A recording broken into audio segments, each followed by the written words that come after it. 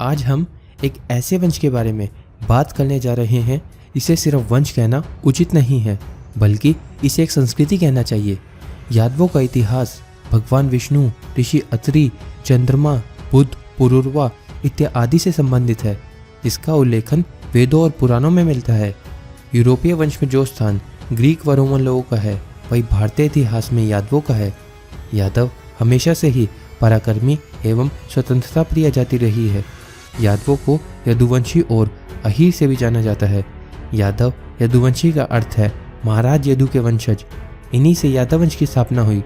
और अहीर शब्द संस्कृत के आभीर शब्द का बिछड़ा हुआ स्वरूप है। इसका अर्थ है निडर।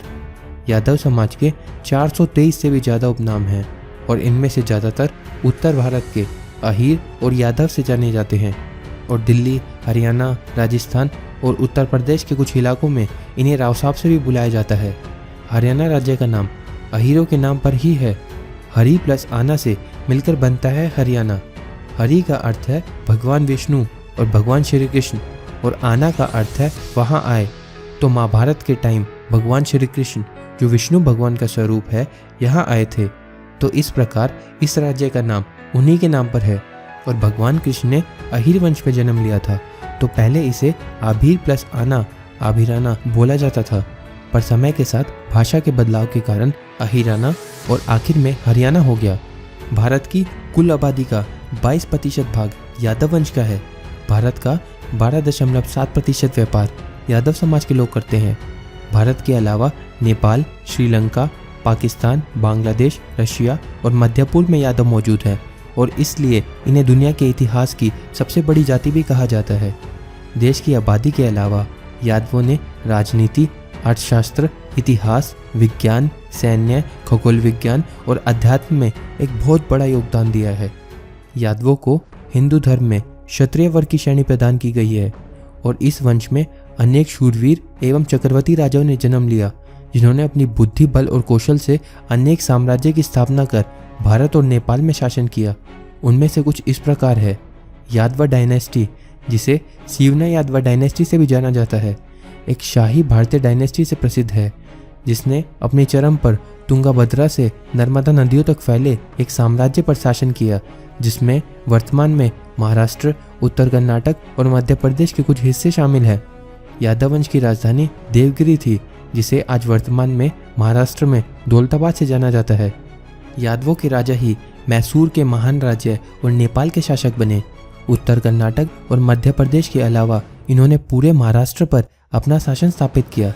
जम्मू कश्मीर के आभिसार में भी यादव वंश का ही शासन था, जिसका राज्य झेलम व चिनाब नदियों के मध्य की पहाड़ियों में स्थापित था, जिसे वर्तमान में जम्मू कश्मीर में पूंछ, राजौरी और नौशेरा से जाना जाता है।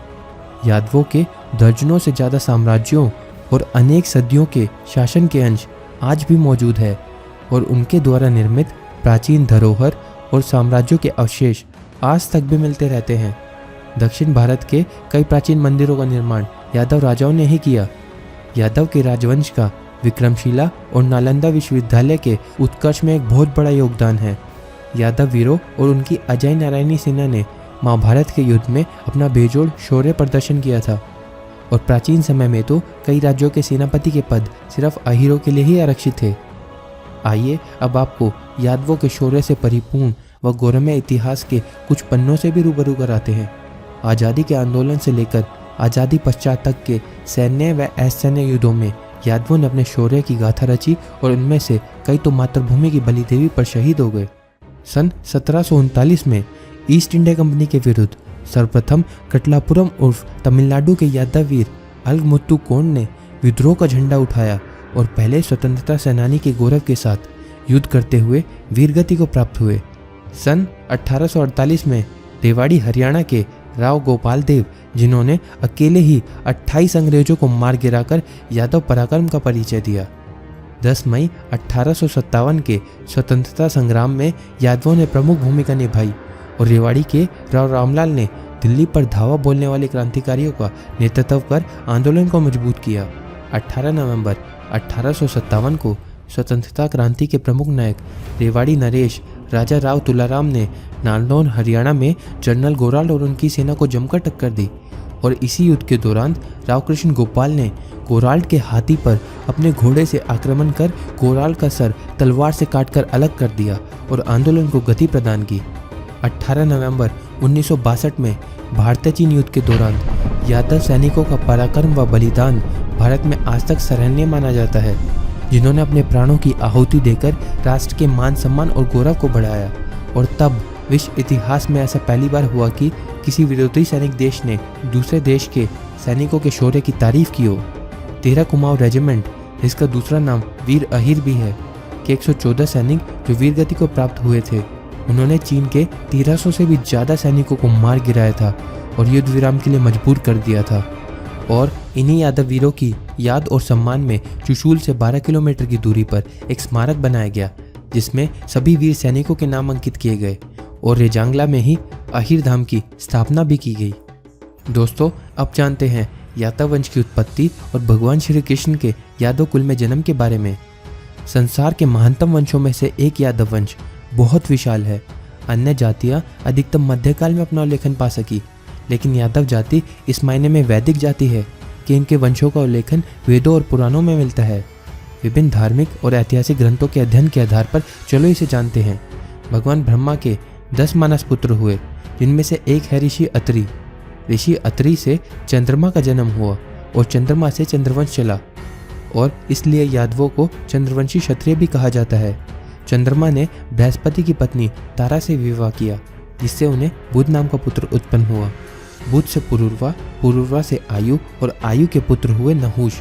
नहुष के 6 पुत्रों में बड़े पुत्र यति सन्यासी हो गए, इसलिए उनके दूसरे पुत्र ययाति राजा हुए। महाराज ययाति की 2 रानियों से उन्हें 5 पुत्र थे, जिन्होंने संपूर्ण धरती पर राज किया और अपने कुल का दूर दूर तक विस्तार किया। ययाति के पुत्रों से ही समस्त वंश चले। इन 5 पुत्रों में से राजकुमार पुरु में आगे चलकर पांडव हुए थे, और उनके सबसे बड़े पुत्र महाराज यदु से यादव वंश की स्थापना हुई। भगवान श्री कृष्ण का जन्म भी इसी वंश में हुआ। यदु के 4 पुत्रों में से उनके दूसरे पुत्र राजकुमार क्रोष्टा ने राज्य का अधिग्रहण किया और पहले यदुवंशी शासक बन गए, जिनकी करीब 11 पीढ़ी के बाद आए राजा विद्रभ। राजा विद्रभ ने दक्षिण विद्रभ राज्य की स्थापना की, और विद्रभ के 3 पुत्रों में विद्रभ के बाद कृत राजा बने, और फिर कृत की करीब 20 पीढ़ी के बाद आए राजा शातवत।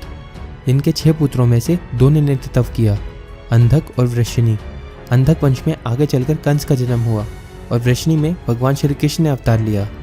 वृषणी से देवमिद, देवमिद से सूरसेन, और सूरसेन से वासुदेव का जन्म हुआ, और वासुदेव से श्री कृष्ण का। जब जब धर्म ने अधर्म को नुकसान पहुंचाने का प्रयास किया है, तब तक भगवान ने अवतार लिया है। श्री कृष्ण के रूप में स्वयं भगवान विष्णु ने मनुष्य के रूप में अवतार लिया था, और श्री कृष्ण भगवान विष्णु के सबसे शक्तिशाली अवतारों में से एक है। यादव समुदाय का एक गौरवमय इतिहास और विरासत है, और जब जब जरूरत पड़ी है वह वीरता एवं शौर्य की गाथा रचते रहे हैं। दोस्तों, अगर आपको ये वीडियो पसंद आई तो लाइक करें, कमेंट करें और शेयर ज़रूर करें, और हमारा उत्साह बढ़ाने के लिए इस चैनल को ज़रूर सब्सक्राइब करें, जो कि बिल्कुल फ्री है, और साइड में नोटिफिकेशन बेल को ज़रूर दबा लें ताकि हमारी वीडियो के नोटिफिकेशन आप तक पहुँचते रहें। धन्यवाद दोस्तों, जय हिंद।